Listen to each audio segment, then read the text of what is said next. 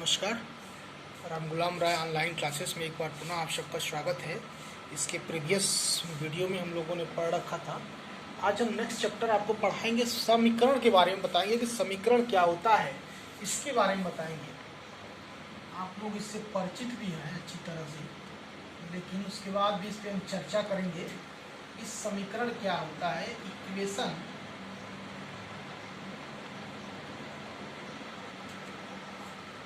Equation किसे करते हैं, समीकरण किसे करते हैं, इस पर चर्चा करें। आप देखते होंगे, अभी कहेंगे समीकरण क्या होता है।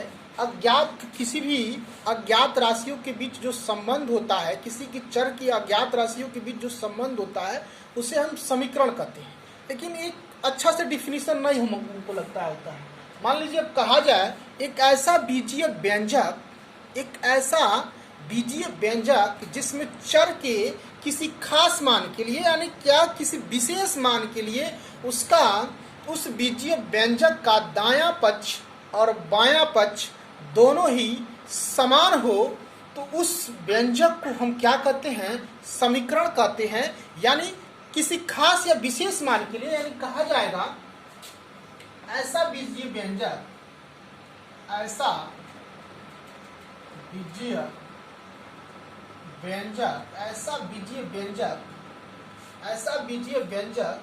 जो किसी चर के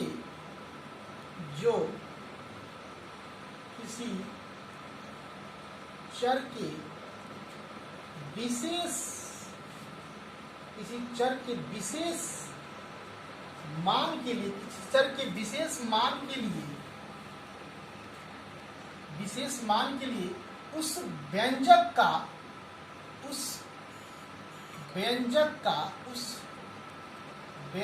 का दायां पक्ष या बायां पक्ष दोनों समान होता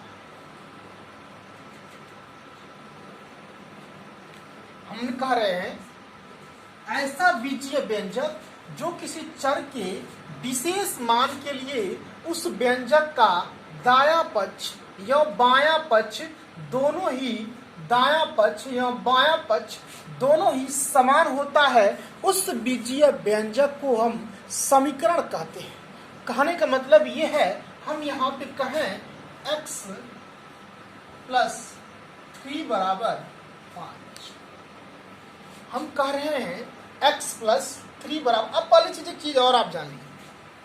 अब देखिए, किसी भी समीकरण में आप देखते हैं दो चीज उसमें होता है। सब कोई भी इक्वेशन समीकरण, आपको एक चीज और क्लियर कर, समीकरण में दो चीज होता है। क्या क्या होता है? एक चर होता है जिसे वेरिएबल कहते हैं, दूसरा अचर होता है जिसे कांस्टेंट कहते हैं। अब बात उत्पन्न होती है कि वेरिएबल किसे कहते हैं, चर किसे कहते हैं, चर राशि किसे कहते हैं। इस चीज के बारे में भी आपसे चर्चा किया गया है कि चर किसे कहते हैं, वेरिएबल किसे कहते हैं, वेरिएबल किसे कहते हैं।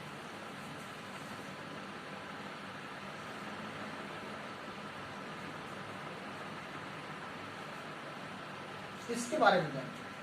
यानी चर राशि वह राशि जो चलता हो, जिसका मान फिक्स ना हो, उस राशियों को हम क्या कहते हैं, चर राशि कहते हैं, वेरिएबल कहते हैं।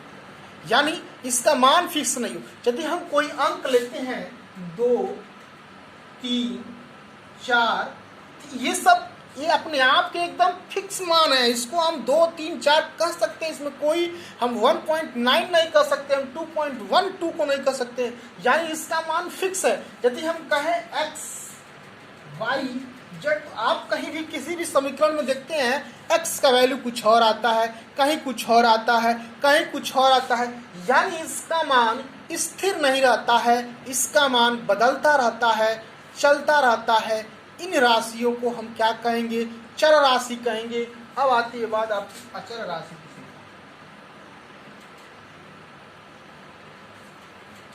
अचर राशि। कांस्टेंट की। इसके बाद यहां पे क्या है, वह राशि जो चलता नहीं है, जो बदलता नहीं है, कांस्टेंट रहता है यानी स्थिर रहता है, उन राशि को हम क्या कहते हैं, कांस्टेंट कहते हैं, यानी अचर राशि कहते हैं। जैसे 1 2 4 5 ये सब क्या है, कांस्टेंट है, ये अचर राशि है। तो आप हम ये कहना चाह रहे थे, समीकरण कोई भी आप में समीकरण में क्या होता है, एक चर होता है, एक अचर होता है। इनके इन्वॉल्वेशन से, इनके मौजूदगी से ही किसी समीकरण का निर्माण होता है। अब देखिए इसके बाद उसमें क्या होता है, दायां पक्ष होता है, दायां पक्ष होता है और बायां पक्ष होता है। ये दोनों आपस में इक्वलिटी के कंडीशन में होते हैं। इनको मिलाकर हम कोई भी व्यंजक को समीकरण बनाते हैं और उसे समीकरण कहते हैं। अब इनके बारे में हम जानेंगे कि समीकरण कहते किसे हैं। आप इनको बताया गया एक बीजीय व्यंजक जो किसी चर के विशेष मान के लिए उस व्यंजक का दायां पक्ष या बायां पक्ष, अभी हमने यहाँ पे क्या कहा, समीकरण में चर होता है, अचर होता है, दायां होता है, बायां होता है। अब देखिए एक किसी व्यंजक में जो किसी चर की, चर के विशेष मान के लिए उस व्यंजक का दायां पक्ष या बायां पक्ष दोनों समान होता है, तो ऐसे व्यंजक को हम क्या कहते हैं, समीकरण कहते हैं। अब आपको एग्जाम्पल की सहायता से हम बताएंगे कि, और देखिए कह रहा है व्यंजक किसी चर के विशेष मान के लिए, यानी किसी भी समीकरण में उस चर का निश्चित ही तौर पे एक मान होता है, उसका मान अलग अलग नहीं होता है। यदि उस चर का मान अनेक निकलेंगे तो उस समीकरण, उस व्यंजक का अर्थ अलग होता है, उसको कोई अलग नाम दिए जाते हैं। अभी इसके आगे हम उसको बताएंगे। जब आपको किसी विशेष मान, किसी खास मान चर का मिलता हो, उस बीजीय व्यंजक को हम समीकरण कहते हैं। जिसका अनेक मान मिलता हो, उस व्यंजक को हम क्या कहेंगे, ये आपको आगे बताएंगे। अब देखिए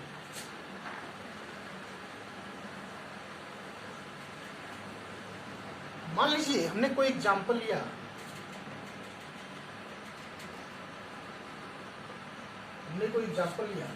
x धन 3 बराबर 5, x धन 3 बराबर 5।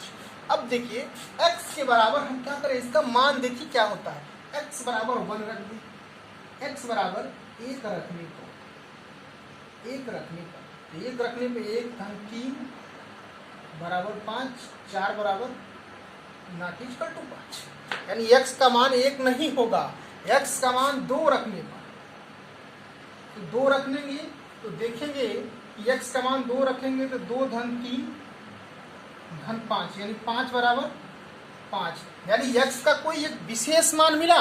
अभी देखिए x के बराबर 3 रखिए, यहाँ पे देखिए x के बराबर 3 रखने पर तो 3 धन 3 बराबर 5, तो 6 क्या होगा, 5 के बराबर नहीं है।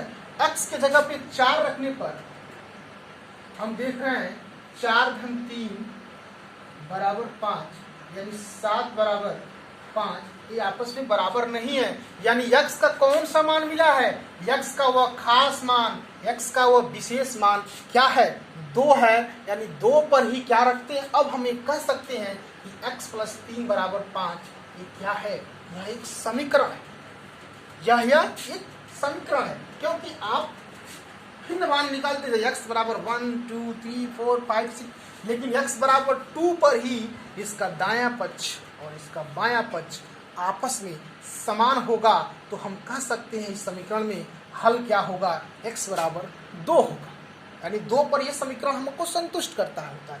यही आपका समीकरण होता है। इसी को एक चर का समीकरण कहते हैं।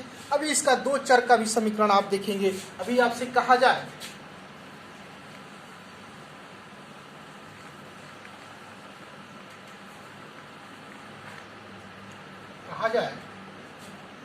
और एग्जाम्पल आपको देख के बता देते हैं। 2x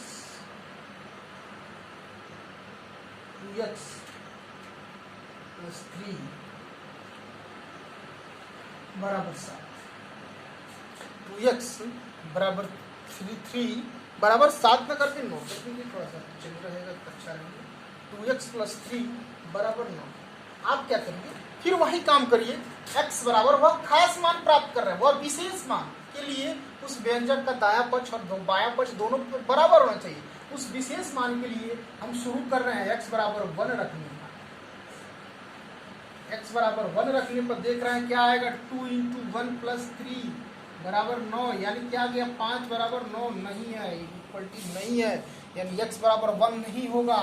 x बराबर 2 रखिए, देख लीजिए यहाँ रखेंगे 2, तो 2 × 2 + 3 बराबर 9, तो 2 × 2 बराबर 4, 4 + 3 बराबर 9, यानी 7 बराबर 9 नहीं होगा, ये बराबर नहीं होगा। फिर आप इक्वलिटी कंडीशन यहाँ चेक कर लीजिए, इक्वलिटी कंडीशन आप चेक करेंगे, तो अब देखिए यहाँ चेक करेंगे, फिर से देखिए, अब यहाँ x बराबर 3 रखने पर 3 × 2 + 3 बराबर 9, यानी 3 दूना 6, 6 3, 6 × 3 बराबर 9, यानी 9 बराबर 9 हमको यहाँ मिल रहा है, कंडीशन बराबर हो रहा है। 4 पे देख कर रख लीजिए, देख लीजिए x बराबर 4, 2 × 4 + 3 बराबर 9, यानी 8 + 3 बराबर 9, यानी क्या हो जाएगा 11 बराबर 9, इक्वलिटी कंडीशन मेरा नहीं है। अब हम ये देख रहे हैं कि कौन सा ऐसा खास या विशेष मान है जिसपे दायां पक्ष और बायां पक्ष बराबर है, यानी वह एक ही खास मान मिल रहा है, वह मान 3 है। इसके विभिन्न मानों पर ये दायां पक्ष और बायां पक्ष आपस में समान नहीं होते हैं, इसलिए हम कह सकते हैं कि 2x + 3 क्या है, समीकरण है।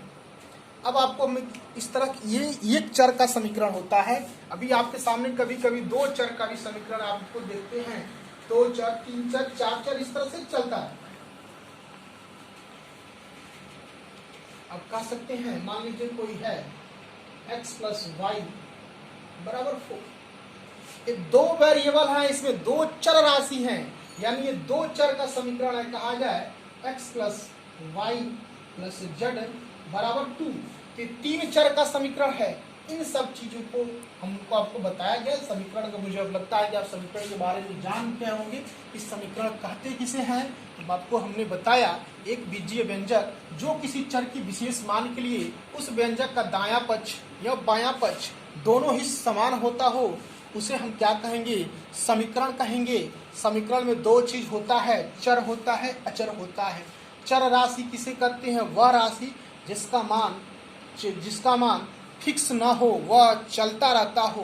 उन क्वांटिटीज को, उनको हम क्या कहते हैं, चर राशि कहते हैं। अचर किसे कहते हैं, वह राशि जिनका मान फिक्स्ड हो, जो बदलता नहीं रहता हो, स्थिर रहता हो, उस राशि को हम अचर कहते हैं। और उनका दायां पक्ष और बायां पक्ष किसी विशेष मान के लिए बराबर होता है, तो हम ऐसे बीजीय व्यंजक को क्या कहते हैं, समीकरण कहते हैं।